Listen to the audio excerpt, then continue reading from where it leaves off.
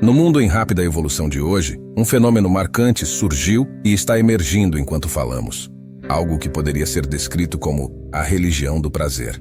Este termo, embora não seja religioso no sentido tradicional, captura uma mentalidade predominante em que a busca pelo prazer pessoal e gratificação assume importância primordial na vida das pessoas, semelhante ao fervor e devoção normalmente associados à religião.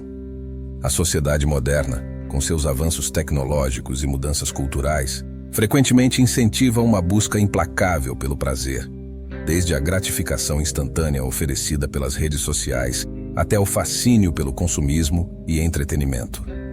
Há uma constante avalanche de estímulos projetados para saciar nosso desejo por diversão, excitação e prazer. Nesse contexto, a busca pelo prazer muitas vezes transcende a mera diversão e se torna um princípio orientador para muitos, semelhante a um credo ou doutrina. A Bíblia, em sua sabedoria profética, antecipou esse cenário. Advertiu-nos sobre a verdadeira religião do prazer, alertando para um tempo em que as pessoas se tornariam amantes do prazer, em vez de amantes de Deus, conforme Timóteo 2. Essa visão escritural é profundamente relevante hoje, pois destaca uma mudança acentuada nas prioridades, passando de uma existência espiritual centrada em Deus para uma busca egocêntrica de prazer. Isso é uma clara indicação de como a busca pelo prazer pode ofuscar a busca pelo preenchimento espiritual e alinhamento com princípios divinos. A religião da busca pelo prazer não se limita apenas à escolha de entretenimento ou atividades de lazer. Muitas vezes, ela se manifesta em aspectos mais sérios da vida, como quando as pessoas priorizam a gratificação imediata em detrimento de sua saúde, entregando-se a hábitos prejudiciais ou negligenciando a saúde física e mental. O bem-estar para momentos fugazes de alegria é um claro sinal dessa filosofia em ação, assim como quando o prazer pessoal toma precedência sobre relacionamentos, incluindo o relacionamento com Deus, demonstra o quão profundamente enraizada esta religião se tornou nessa busca. Os valores intrínsecos de moderação, autocontrole e profundidade espiritual muitas vezes são deixados de lado na busca implacável por prazeres efêmeros, o que pode levar a uma existência vazia, desprovida de verdadeira satisfação e enriquecimento espiritual. Essa cultura promove a busca pela gratificação instantânea em vez de uma realização plena e conexões mais profundas e significativas com os outros e com o divino. Ao chamar esse fenômeno de uma religião, reconhecemos seu papel pervasivo e influente na formação de comportamentos, atitudes e escolhas de vida. É um lembrete poderoso de que o que priorizamos e adoramos impacta profundamente o curso de nossas vidas e nossa jornada espiritual. Essa religião do prazer representa um desafio significativo para indivíduos em busca de uma vida equilibrada e significativa, uma que harmonize as alegrias terrenas com aspirações e responsabilidades espirituais. Isso exige introspecção e um esforço consciente para alinhar nossas buscas com valores duradouros e propósitos mais elevados, transcendendo o atrativo fugaz de prazeres momentâneos. A religião do prazer não é uma religião nova, é algo que a humanidade caída tem desfrutado. As pessoas adoram no altar do prazer. Vivemos em uma era de buscadores de prazer, em vez de buscadores de Deus. Vivemos em uma era de comer, beber e ser feliz, pois amanhã morreremos. A religião do prazer é a religião da carne, e todos nós devemos ter cuidado com isso, porque nossa carne ama o prazer, e há um prazer que o pecado traz, e nós não somos imunes a isso. Essa religião, a religião do prazer, é aquilo que o corpo humano almeja. Estou cansado de cristãos que tentam fingir que não há prazer associado ao pecado. Existe um prazer no pecado que o homem carnal anseia.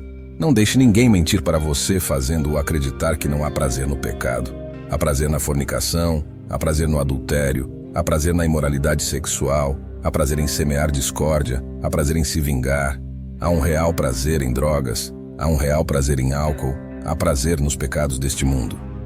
No entanto, permita-me ler um versículo da Bíblia para você, Timóteo 1. Mas ela que vive para o prazer está morta, estando viva. Mas quem vive para o prazer está morto, mesmo estando vivo. Uma pessoa ímpia que vive a vida em busca do prazer está viva, mas é tão boa quanto morta, pois não está vivendo para Deus. O prazer do pecado engana, pois nunca dura e sempre tenta fazer com que você queira mais e mais. A religião do prazer fala de uma forte afinidade para satisfazer os desejos da carne. quando colocamos os desejos de nosso corpo físico acima das demandas do Espírito de Deus, adotamos a religião do prazer. Enquanto isso, a Bíblia estabelece o fato de que as demandas do Espírito são contrárias aos apetites da carne. Se escolhermos obedecer e estar sujeitos ao Espírito de Deus, devemos colocar nossos corpos sob sujeição. No entanto, não podemos satisfazer os desejos da carne e agradar a Deus ao mesmo tempo.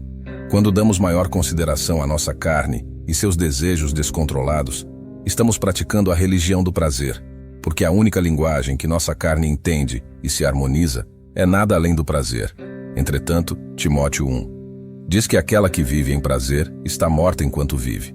A palavra prazer, de acordo com passagem, é interpretada como luxo excessivo, voluptuosidade ou devassidão.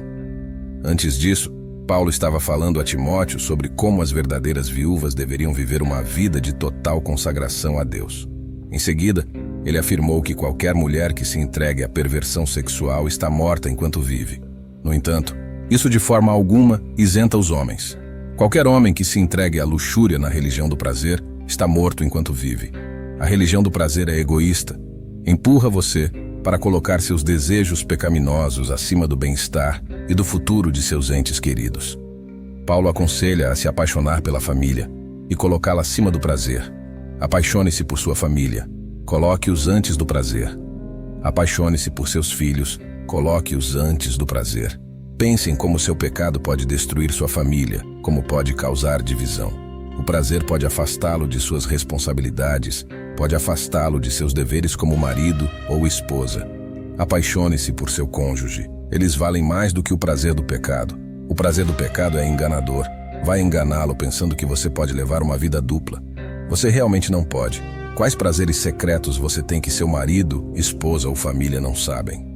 Isso o destruirá. O pecado é enganador, é destrutivo.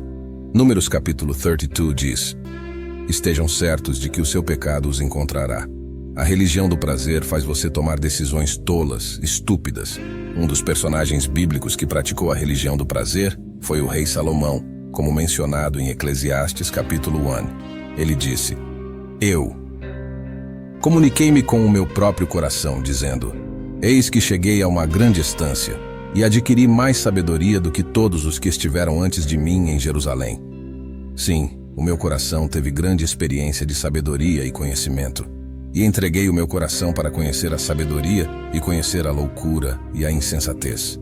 Percebi que também isso é uma perturbação do espírito. Conforme Reis 11, Salomão teve 700 esposas que eram princesas e 300 concubinas, e elas desviaram o seu coração do Senhor. Deus deu a Salomão sabedoria maior do que a de qualquer outro rei antes dele, mas a religião do prazer o tornou tolo. Salomão era mais sábio do que você ou eu, mas ainda assim a religião do prazer o levou a tomar decisões tolas. Homens e mulheres melhores do que você ou eu sucumbiram à religião do prazer. Você não está imune a essa religião. Sua carne deseja adorar diariamente no altar do prazer. Por isso, somos instruídos a abandonar o velho homem e vestir o novo homem. Somos instruídos a matar a carne porque ela adora a religião do prazer. Salomão deu tudo o que seu coração, olhos, carne e apetite desejavam a si mesmo. E no final, tudo se resumiu à vaidade. Foi triste que Salomão tenha morrido adorando um ídolo. Se a religião do prazer desviou Salomão, não devemos pensar que nos levará a um lugar melhor do que o levou. Hebreus 11 diz que Moisés, pela fé, ao chegar à maturidade, recusou ser chamado filho da filha de Faraó, escolhendo antes sofrer aflições com o povo de Deus do que desfrutar dos prazeres do pecado por um tempo. Ele considerava a afronta de Cristo mais rica do que os tesouros do Egito, pois tinha em vista a recompensa. Aqui, a Bíblia aponta que primeiro há prazer no pecado e segundo, que a afronta de Cristo é mais valiosa do que os tesouros no Egito, pois ele tinha em vista a recompensa. O prazer do pecado é momentâneo, é apenas por uma estação, não dura muito. Uma coisa com a qual não podemos discutir é que há prazer no pecado. Sabemos, a partir de nossas experiências individuais, que há prazer no pecado, embora o prazer possa ser momentâneo. O perigo da religião do prazer é que esse prazer é subitamente cortado quando acaba. A pessoa é deixada com amargura, humilhação, arrependimentos e nada além de destruição. As pessoas do mundo estão correndo atrás, em nossos dias, do mesmo prazer do qual Moisés fugiu em sua época. Ele considerou o opróbrio de Cristo como riqueza maior do que os tesouros no Egito. A razão pela qual muitas pessoas escolhem o prazer em nossos dias é porque elas não entendem as consequências eternas. Se entendessem, prefeririam sofrer aflição com o povo de Deus a desfrutar o prazer do pecado. O pecado sempre alcançará suas vítimas. O salário do pecado é nada mais do que a morte. O pecado é como um doce veneno.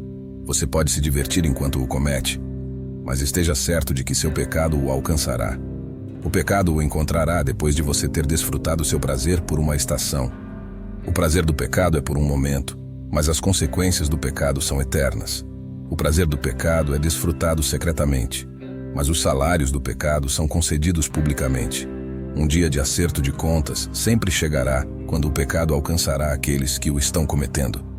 Ninguém cometeria pecado se não trouxesse prazer.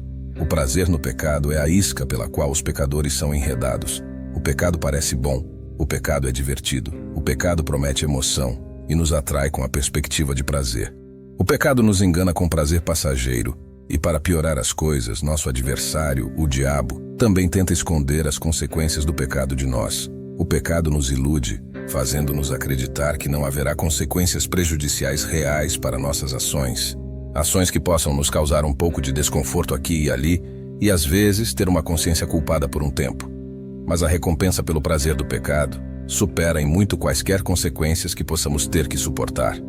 Gálatas diz: Não vos enganeis, Deus não se deixa escarnecer, porque tudo o que o homem semear, isso também ceifará. Porque o que semeia na sua carne, da carne ceifará a corrupção, mas o que semeia no Espírito, do Espírito ceifará a vida eterna. A religião do prazer não leva a lugar algum, a não ser ao inferno. Ninguém dado ao prazer pode agradar a Deus. As pessoas que andavam com Deus eram homens e mulheres que dominavam a disciplina de subjugar seus corpos. Paulo, falando em Coríntios, diz: Antes subjugo o meu corpo e o reduzo à servidão, para que, pregando a AOS e outros, eu mesmo não venha de alguma maneira a ficar reprovado. Devemos aprender a andar no Espírito para que não satisfaçamos os desejos da carne. Gostou desse vídeo? Então deixa o seu gostei aqui embaixo e se inscreve para não perder nada.